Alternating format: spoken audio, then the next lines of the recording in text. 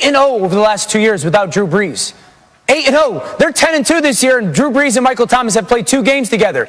And with Taysom Hill, they've asked Taysom Hill to do 2 things this year.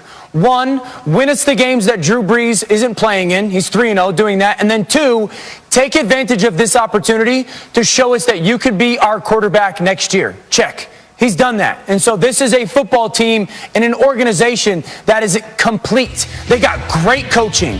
They have a complete understanding of who they are and who they aren't. They develop players. That's a huge deal. They develop players, and Taysom Hill has done exactly what they have asked them to do. Orchestrate our offense. Don't lose the football games. Use the people around you. Understand that you have a great defense, and that's why they sit as the 1 seed in the NFC. And so, RC, I look forward all week long, every week, to your power rankings. The Saints might be a team you're going to have to give some consideration to.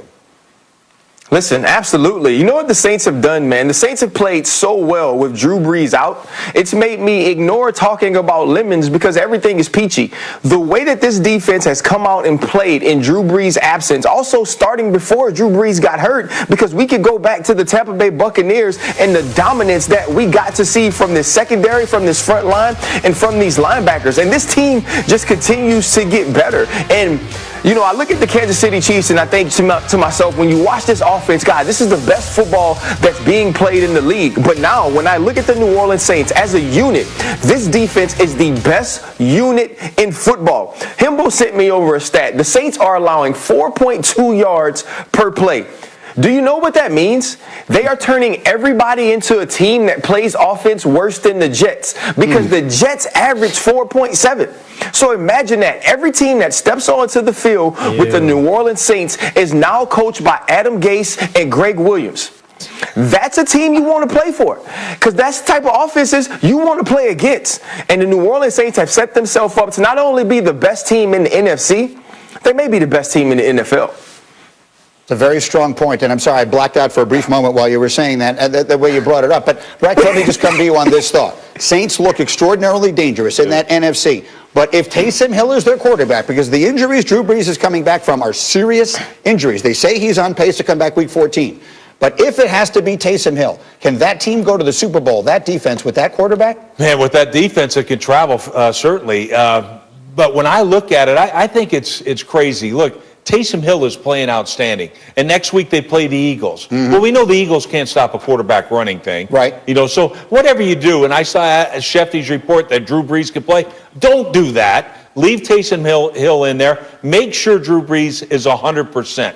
But, Greeny, with this defense, I'm going to tell you, Ryan Clark and I have been part of some unbelievable defenses. What I saw, that play that we had with Todd Gurley running, okay, you saw the first guy miss, the second guy missed, the third guy missed, and Demario Davis cleaned it up for a 6-yard loss. That's pursuit, that's effort, that's everything you want to see out of dominating defense. Gives them a chance against anybody. Saints right now look awfully good. We'll take a short break. That play, what is your first reaction? Dumbest call I've ever seen. And been around the thing for 58 years, 30 years as a coach. That's the dumbest call ever. There's no other way of putting it. Look, and it's not like cover zero. There's a time and a place for cover zero. That dang sure ain't it. It's just stupid. It's just absolutely stupid. I mean, as you watch that there, they actually have a linebacker who it looks to me is spying the quarterback. Well, here's the other thing. They don't even know how to run a dang cover zero blitz.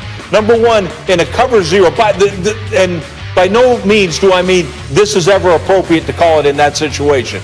But in a cover zero, number one, you'd rather be early than late, okay? And the other thing is you pressure rush. So they got a guy 10 yards back. He ain't pressure rushing. That's why Derek Carr's able to step up. So not only was it the stupidest call ever, they don't even know how to run a dang cover zero blitz. And you wonder why they give up 400 yards a game. You wonder why this team hasn't won a game. And the thing I feel bad about is for every one of those kids that have been a laughingstock of the league. The Jets have been a laughingstock of this league. And for you to put those kids in that situation, to take the moment away from them, a win after all their hard work, that's just ridiculous. And look, Ryan and I differ in this. We both know Greg Williams, so, I mean, his take on Greg is, we all know this cat.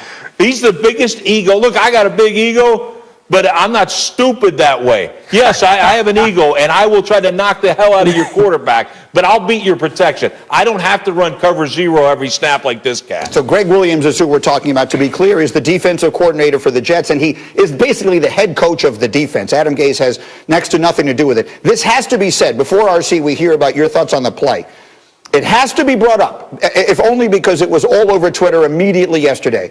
Dan, the Jets are a team that it greatly benefits to lose rather than win. The word tanking was all over this yesterday. Did the Jets tank that play? No, the Jets did not purposefully tank that play. This is ignorance over malice. I mean, this is what happens when you have an ego. This is what Greg Williams does. I've seen this time and time again with Greg Williams. He does not care the situation. It's a dumb play call, like Rex said, but this is what he's always done. This is 2 years ago, a very similar situation. And if you 4th and 10, if you give up a 15-yard completion, you have a 1-point lead, game's over. It worked this week. I remember watching on television people praising this decision, that he forced the issue, that he wasn't going to let sit back and let the Hail Mary or the chunk play become a completion. It just is an ego thing. This is what Greg Williams always do. Guys, 2011, I was playing for the Colts. We were down playing the Saints. We were down 49-0. 49-0. It's the last play of the game. It's 3rd and 20. He zero blitzed me. Like, that's just what the guy does. He does not care. So everyone's saying this was on purpose. This would be my pushback. On purpose would be something random, right? That's something that stood out that had not been seen before. This was part of their plan. It always has been. It always will be with Greg Williams. Stupid play call, but it's not tanking. RC?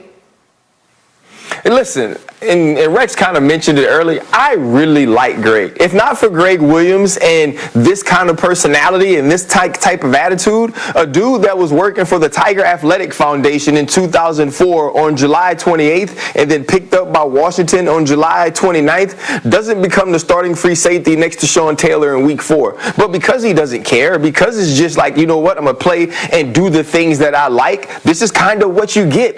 And it's almost like we are now punishing Greg Williams for being everything we want people to be. We want people to have clarity, right? We love that Baker Mayfield now has clarity. Greg Williams has clarity on who he is. We want people to have an identity. We want them to know who they are and stick to who they are. This is who Greg Williams is, and we've seen him do this before, and he did it yesterday. And absolutely, it's a stupid call because Henry Ruggs was matched up on Lamar Jackson. He's the fastest man in the NFL, and you allow him a one-on-one matchup where the quarterback can see him and your linebacker doesn't dog rush. But this is who he is. Right. And so it's not tanking. It wasn't that he wants Trevor Lawrence. It wasn't that he wanted to lose the game. It wasn't that he was trying to take away from what these boys had done. What he was doing is saying, this is the way I end football games in this situation, and this is the way we are still going to end it. No matter who's on my team, no matter the fact that we haven't won a game and this may cost us, I'm going to go out being who Greg Williams is.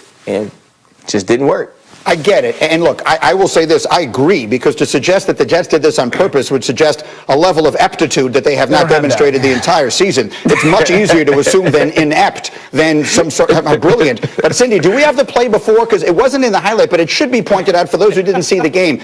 The Jets almost gave up a touchdown on the play before. The Raiders had wide open receivers behind the defense on consecutive plays. This was the second to last play, Rex. So how does this happen? You know, I guess that, look, these guys are horrible on defense. They have no idea how the hell you let anybody get behind you in that situation. No wonder Greg went cover zero, because they can't cover him anyway. But it's unimaginable, right? On consecutive plays, they have a receiver behind every defender. But it shows you that you're not practicing situational football, because you're going to practice this, and if you don't, that's what it looks like. And so it's like, hey, these guys already mailed it in. And the thing, Greedy, we're talking about tanking, like Greg Williams won the tank. Like he's going to be there? Right. There's no way in hell he's going to be there. So, shoot. They ain't taking. Trust me. Aren't Jets fans happy? That's real. Oh, you know darn well. We're all happy. Yes, right? of course. Right. I mean, there were Greg videos. Williams should never pay for a meal in New York City again. That was the best thing that could have happened to them yesterday. That's probably true. But I agree with Rex. I feel bad for the players because they deserve to win that game, and their coach lost them that game, and it was in a year in which they have been the laughing stock of the league. Adam Gates been losing games all year. Yeah, it's true. Now it's on Greg Williams. It just evened out the ledger just a little bit. All right, we'll have more on that as we go. Meanwhile, we got